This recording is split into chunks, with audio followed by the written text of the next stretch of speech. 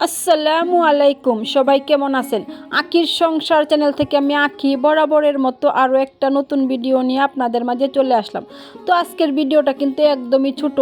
আর এই তো দেখতে পাচ্ছেন এখানে একটা আস্ত মুরগি নেওয়া হয়েছে। তো সেই মুরগিটা দিয়ে হচ্ছে রোস্ট রান্না করবে।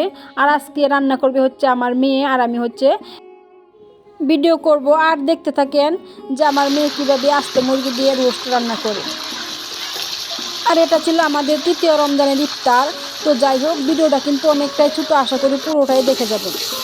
তো মোবাইলে বেশি চার্জ ছিল না, সেই জন্য পুরো ভিডিও করতে পারি না, তো যতটুকু পারছি আর কি করেছি।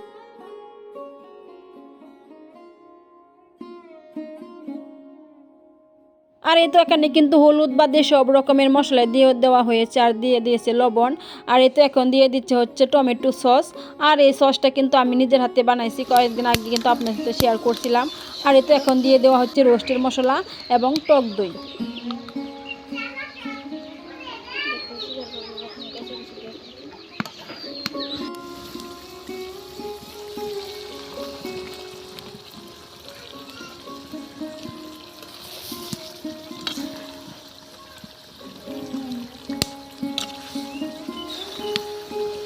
তো যাই হোক, আজকে রান্নাটা কিন্তু বাইয়ের আবদারে বোন রান্না করেছে। তো স্বাধীন বলতেছে আস্ত মুরগি খাবে, সেই জন্য আর কি মানে আমার মেয়ে হচ্ছে রান্না করে দিল আস্ত মুরগি এভাবে রোস্ট করে। তো আমার মেয়ের রান্না বাড়াটা কেমন হলো সবাই কিন্তু আমাদেরকে কমেন্ট করে জানাবেন।